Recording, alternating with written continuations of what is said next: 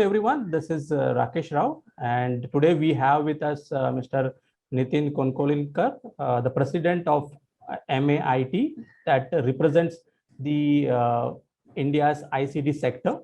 It is an apex organization representing the sector, and it's a pleasure to have Mr. Nitin for our today's one-on-one discussion on the ICT and electronics industry. Thank you, Rakesh ji.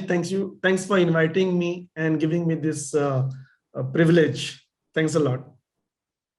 So, Mr. Nitin, the first is as an apex organization representing the ICT and electronics industry, the electronics hardware industry. What are your present priorities of MAIT? Given the background that we have, 2019, 2020 was a washout period because of COVID and other things.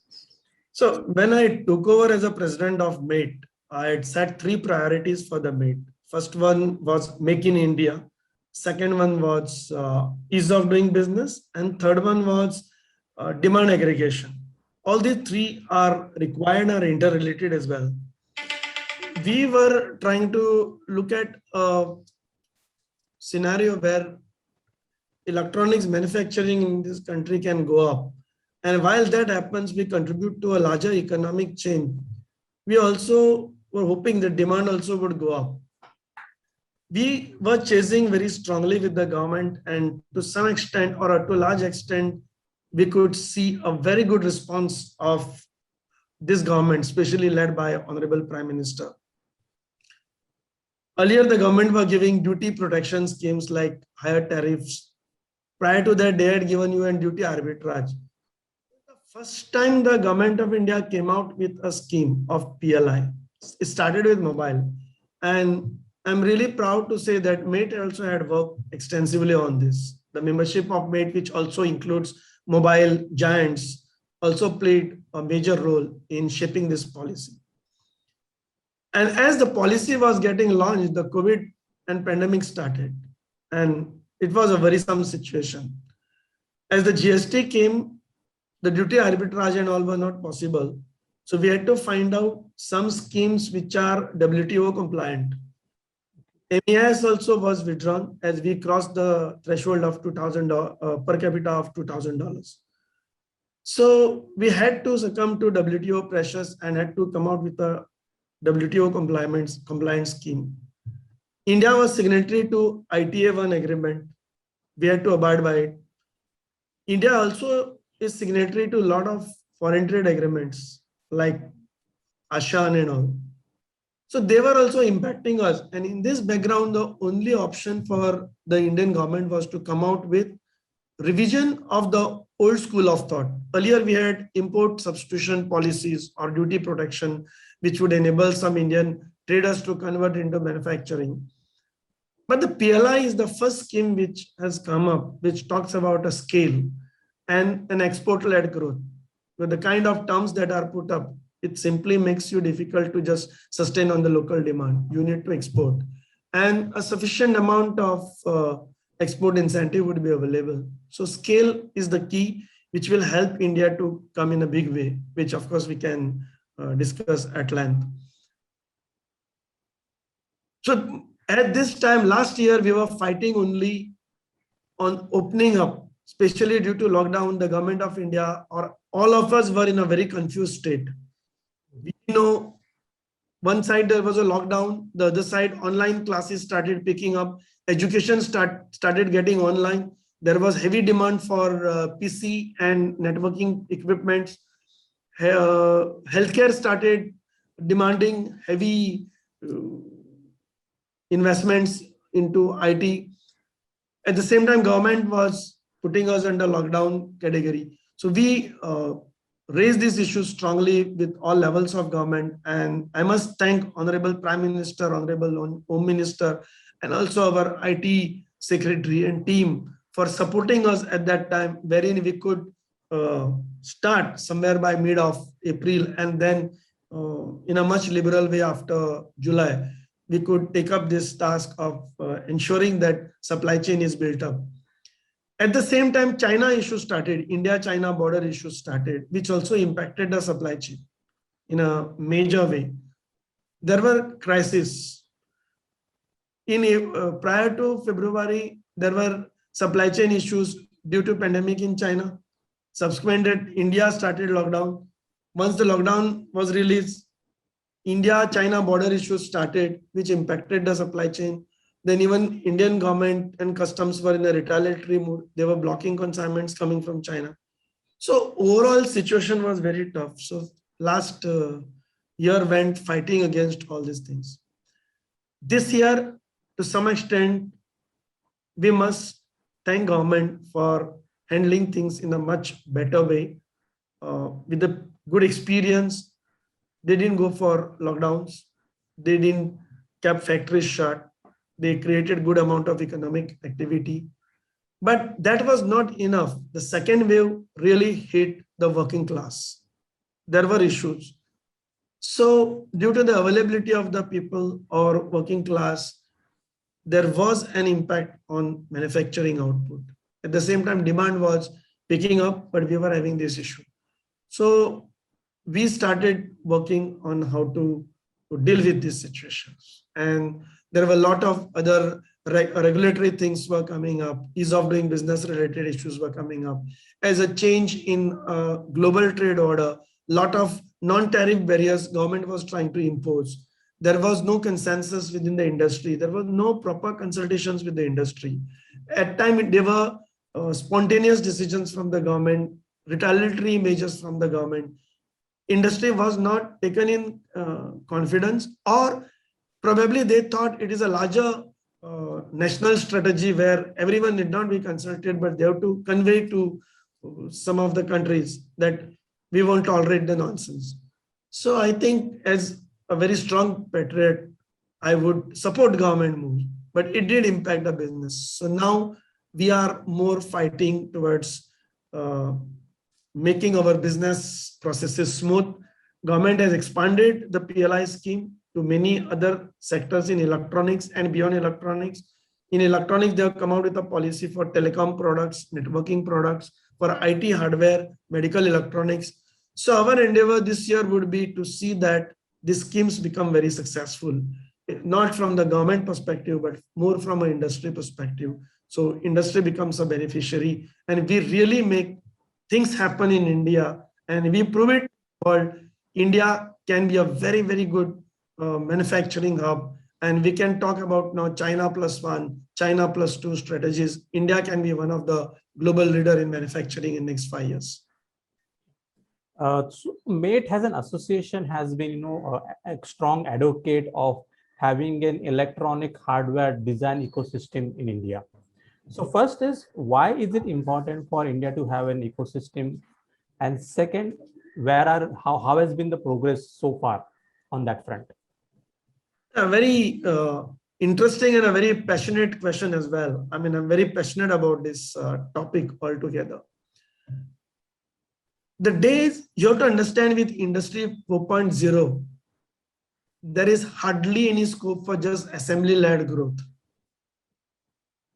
India has to become a major economic player, and that is only possible if manufacturing sector grows, which is a sector which can give a good growth and a high multiplier, having substantial demand for the Indian economy and economic benefits, including the control of outflow of foreign exchange. It's only electronic sector. Today, we are second highest after oil imports. And very soon we are going to surpass. If this trend continues, we will surpass. We have been constantly lobbying about a need for creating a robust ESDM sector. So when we talk of ESDM sector, and we are talking about now export-led growth, as I told you earlier, import-led growth days are over. That won't give us good growth.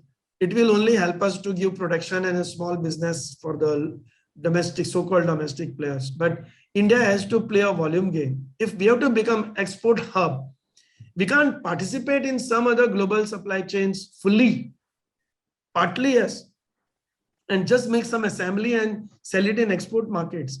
Then we are not very competitive in terms of logistics. And we need to also work on logistic infrastructure, like export-led growth also needs a solid and robust import and export infrastructure, which includes shipping lines. The port economics has to be very strong, and the port connectivity also has to be very strong.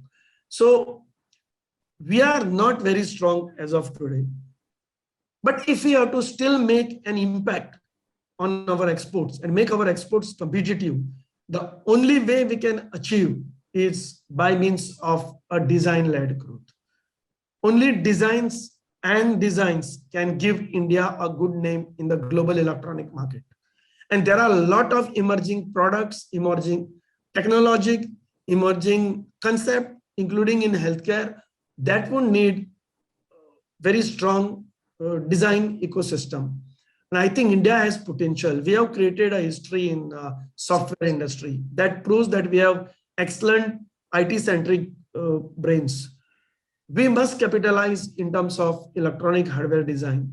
And I'm very happy to say some of the top multinationals are also now taking good interest to create a design ecosystem in the country. One of the top multinational also is talking about creating 1,000 IT hardware startups. I mean, that's an amazing initiative, and I'm really grateful to them for enabling this in India. So the Indian talent we have in plenty. We didn't have much developed hardware ecosystem because hardware industry as a whole was in a very nascent stage. Today with PLI scheme, there is going to be a very high scale. If you club it with a design-centric approach, that would help us with a lot of opportunities. And as the supply chains for those products start moving from other regions to India, or new supply chains would be created in India, that will give emergence and a good boost to the electronic hardware ecosystem, which means even in component designs, PCB designs, chip designs, India can be a global leader. The existing local demand coupled with export demand can change the prospect of some of the sectors. And I'm sure with the able leadership of Honorable Prime Minister, I'm so happy that they have come out with a PLI scheme at the most appropriate time. And I think that will create a demand for good electronic hardware ecosystem, and many more players would come and support that. Enough of funds would be available from all those companies. I think a lot of venture capital funds also would come. And the future for electronic engineers in this country is very bright. I can assure you on that. So you just not touched upon the fact that we don't have a robust ecosystem to have a large scale, mass scale production of electronics. So my question is, okay, we are going to talk about design and R&D, but how are we going to develop the ecosystem of component manufacturers, which is probably the a more challenging task than manufacturing the end products? Yeah, actually, that's true. See, 2000 to 2012, with we going for inverted duty regime, it impacted our manufacturing drastically, and especially the assembly-led business which we are doing were on decline. Because obviously with special additional duty, there was inversion of duties, which created good demand, good scope for import of finished product over assembled in the country, which did let us move forward in developing a component manufacturing base and all. So we moved regressively, whereas Taiwan and China moved progressively. They exploited that era and took a good lead in making components manufacturing happen. Today, China is very competitive, yes, because they got a scale. But let me tell you, China also participates substantially in the global value chain. China's exports have come to $600 billion. Their imports also have come to $500 billion. So that's the fact. Coming back to India, just because we had this assembly-led growth and it was regressive, component manufacturing was not incentivized. Neither we could make it to a scale. Components are to be made at a scale, not for small quantities for one particular person. PLI scheme is offering that. So two benefits today: the change global trade order PLI scheme and the pandemic situation in China made a lot of people think that over dependence on China is not good.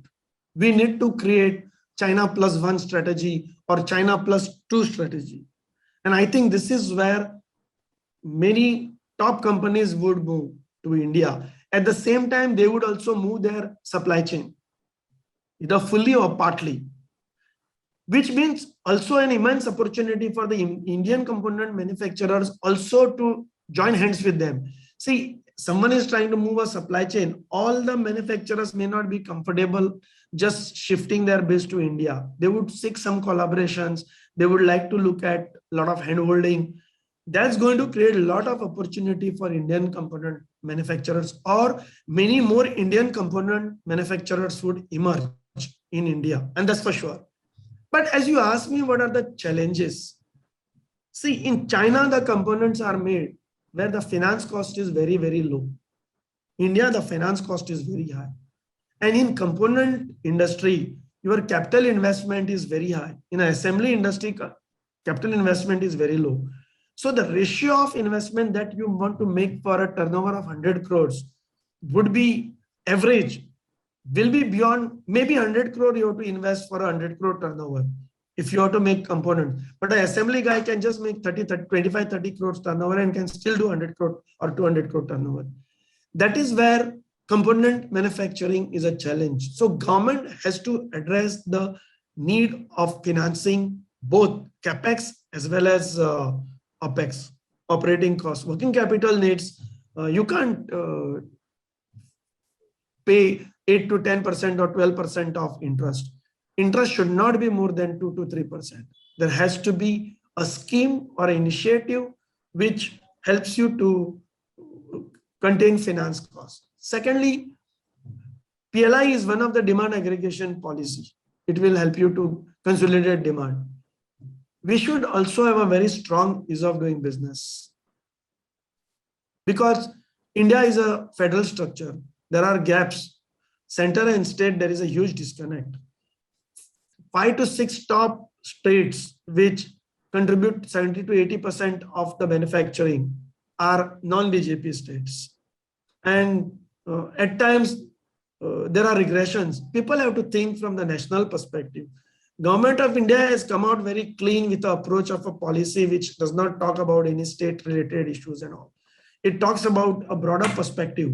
It's for the state to align in the national interest and be a partner of the government irrespective of the political differences. And that is the need of the hour. If that happens, India would emerge as one of the most powerful country in component manufacturing as well.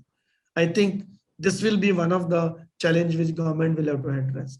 Third, all other things, demand will come with the main, your component will always go to a main player, and still part of the components would come through import means. If you start doing everything here, it may not be a very sustainable. But source from India also is another initiative which government of India should push. While I make components for X ODM or OEM, I should also be very competitive, and government should support me in exporting these components to the worldwide supply chains. So I have to be part, even an Indian component manufacturer has to be part of the global value chain. So I should be in a position to export this. That will make India a very robust component manufacturing company. So has there been any specific recommendation from MAT to Government of India on this front, especially? Certainly we have been talking about all these points which I shared with you for a long time, including we are talking about a component hub. In fact, today with the existing custom laws, the valuation law says that when you import and stock, and if I sell it to you today, I need to pay duty on today's rate, or I need to declare a price which prevailed at the time of import. We have been recommending to the government of India about a component hub. All that components cannot be manufactured in this country should be allowed to be stocked, and as if it is a duty-free zone. And the day, like for example, X, one of the top chip manufacturing company can set up a component hub in X part of India or X plus Y. they can stock it and sell it to anybody in country. And the day I buy from him, that should be the day of import. Whatever the duty or price, the prices are fluctuating on a daily basis. So you can't invoke custom valuation rules with a very fixed mentality. We need to understand that this is the need of the hour. It's a strategic requirement of the country. We should be allowed to bill and pay custom duty, and value should be on the day of be billing to the local party. That will create a lot of availability of the component and stocking in this country, which means the lead time of these components available for a manufacturer also will be good. And that will expand the manufacturing and make it very efficient. Okay. So you just spoke about it, having, just to give an example of having, say, a hub, for component hub kind of a thing, and you also touched upon the fact of chips manufacturer, and we all know that what is happening on the chip shortage issue globally. So how is the Indian end user industry, who was dependent on the chips, are coping with this situation of chip shortage? And any suggestion from MAT to the government to mitigate this problem? Yes, in fact, there are two reasons for chip shortage, or three reasons for the. One is global demand has gone up. Due to pandemic, the manufacturing has gone down. Manufacturing and even designing and all, there were impact in US, China, and many other places. And third, the change political order. The moment India came out with PLI, you could see China not giving the components with ease. There were difficulties in procuring components. All of us were facing this issue. And probably, if you look at last 15 years, China always discouraged supply of components from there. China always exported finished products, and they incentivized there for their players. Including when we had a duty arbitrage scheme, what most of these people got is in SKD condition 6 years back, just getting a semi-finished product. That benefited China. Indian government was giving a subsidy, they exploited the subsidy. So now Indian government is very alert, very clear. So no scope. So China finds it's easier to just block the sale of components, restrict it, slow it down, so that you don't manufacture. And to fill up the demand, you'll start importing and trading. I think it's time that India has to, or Indians should look beyond China and start exploring, tying up with other supply chains in the country. I think that's the need of the hour. So these are the three reasons. So if we are talking about China, looking at other suppliers than China, which will be the other country? Taiwan has been trying to increase its capacity, and that some of the experts are saying that this was going to happen because there is no capacity addition for chip manufacturing over a decade or so. So is that also a key factor, because your capacity, manufacturing capacity has not matched up with the level of, the need of the chips, because nowadays every component, every goods comes with some kind of an electronics component within it. So is that one of the reasons also? So if you see the chip design and the chip foundries, there are enough foundries in the world. They don't have enough volume. Let's be clear. So at what level there is a shortage, you don't know. See, China also participates in global value chain. Probably China may also have a difficulty. Indians got into a habit of getting full kit, CKD or SKD kind of things. You catch hold of a supplier in China, he will give you all components. The sourcing costs are very high for Indians if they have to start going for global sourcing. I'm not saying everybody, but most of the players. Some of the top giants, they get entire CKD. Let's say, for example, if they are making let's say a telephone. From plastic mold to everything they were getting from abroad.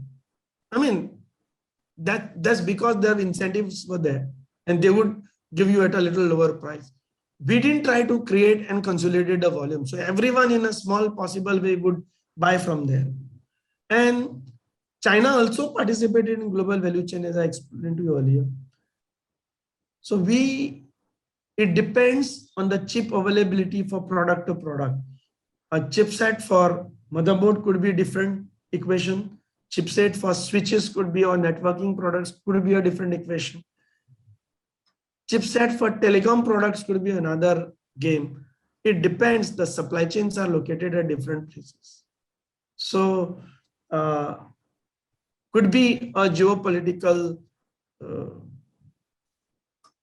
reasons have been instrumental in creating a shortage.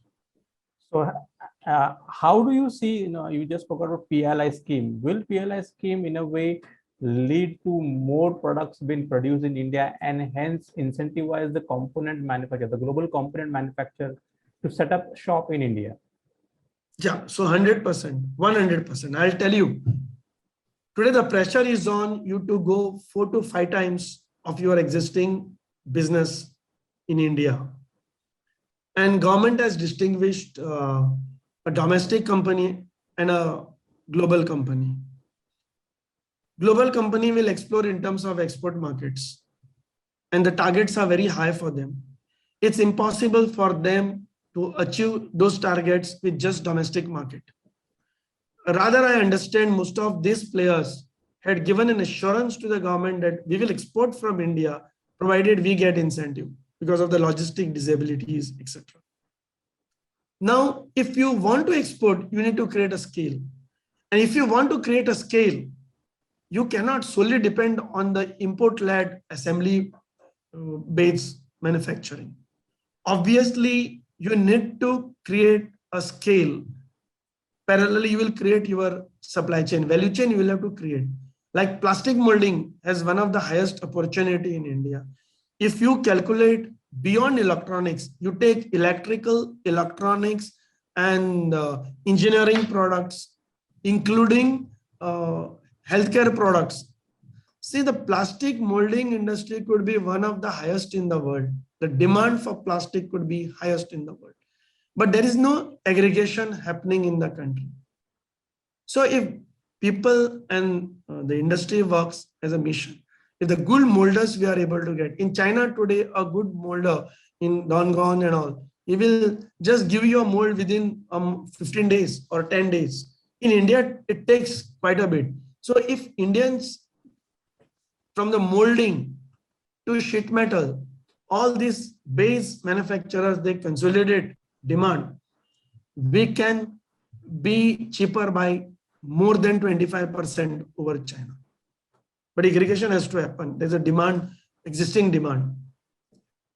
But everyone went with a different model. They looked at a different model of buying a kit from there and assembling. So that mindset should go consolidate. Now this consolidation will happen with PLI scheme. To achieve a turnover of 10,000 crores or 25,000 crores, you have no way you can do it unless until you create a value chain, at least for 20 to 35% of the component value. So along with the chips, is a rising raw material prices also a concern for the industry? Certainly, certainly. Because a lot of government business and all was based on the pricing that was available to you at the time of getting the order. And shortage coupled with rising prices was a major concern. And I think that's being done deliberately by the supply chain side. If you recollect, a couple of months back, Commerce Minister of India has raised this issue with Chinese government also, not to create artificial increase in price. It was in media. So the government also is well aware. Government also has cautioned. Probably it's one of the counter mechanism that they are working. We should again counter this with our initiative. We should relocate supply chains. Reiterate, this is the best opportunity. If supply chains like China, they are rising the prices, creating shortage. It's a biggest opportunity for India to recreate supply chains, and India itself can become a good supply chain hub.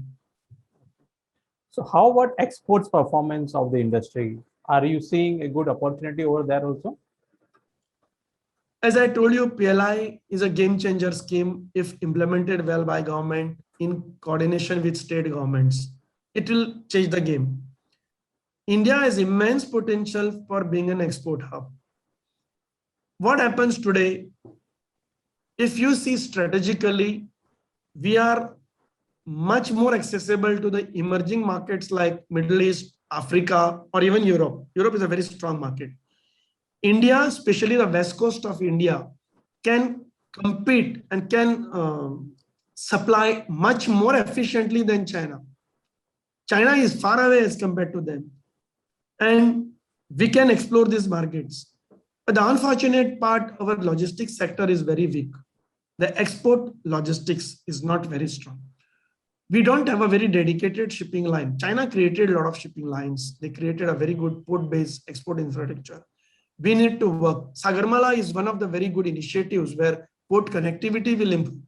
But last mile also has to be addressed. That needs to be done. The port functioning, we need to go out of the legacy mindset of strikes and labor issues.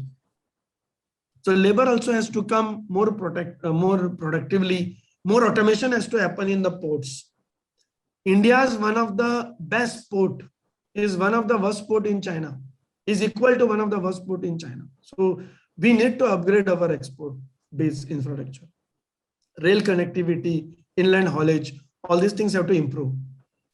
We don't have a dedicated international transshipment point. We need to depend on Salalah or Jebel Ali or Dubai or Singapore for all the southern states. That's the killer. Let's say if you have to get stuff from China or from Hong Kong, it will come to Singapore, or Hong Kong, it will come to Colombo to Goa. Every transshipment costs you $150 to $200 extra. And especially in last 1 year, due to shortage of containers, that was another issue. The freight also went 4 to 5 times. Even air freight and sea freight went very high. So India has to have an international transshipment point. Some years back, Government of India announced their desire to have an international transshipment point at Kochi. But unfortunately, that time they realized that there are no enough volumes for the mother vessels to come towards India. So it didn't work. It didn't happen.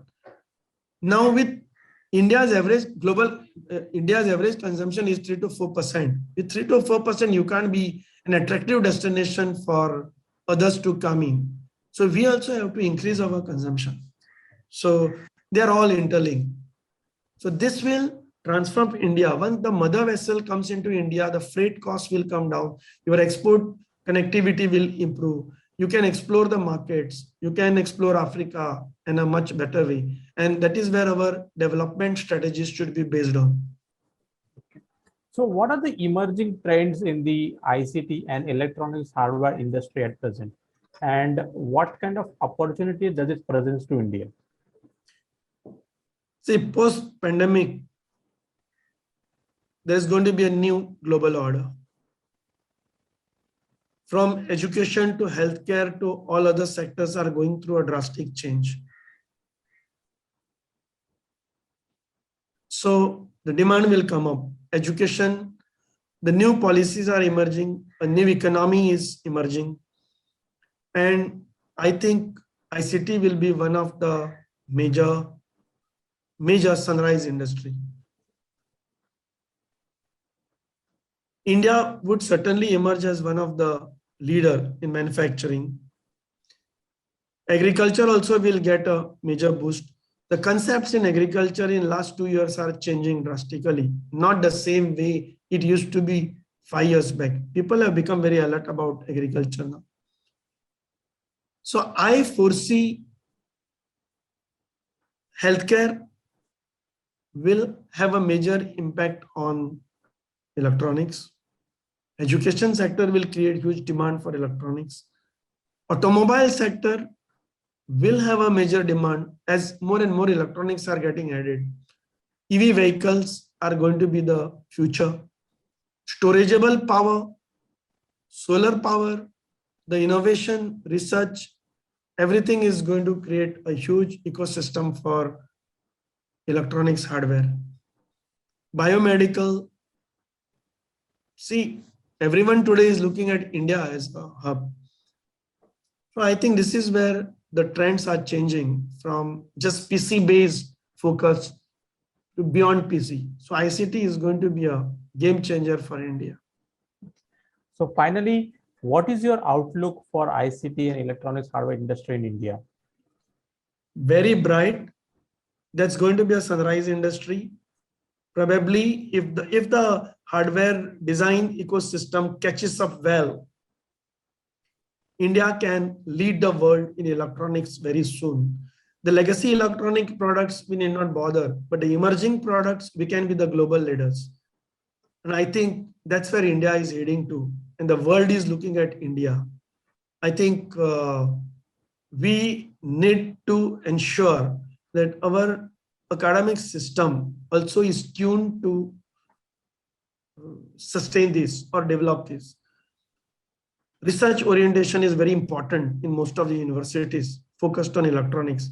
Most of the universities in India, they don't have very high electronic centric research centers.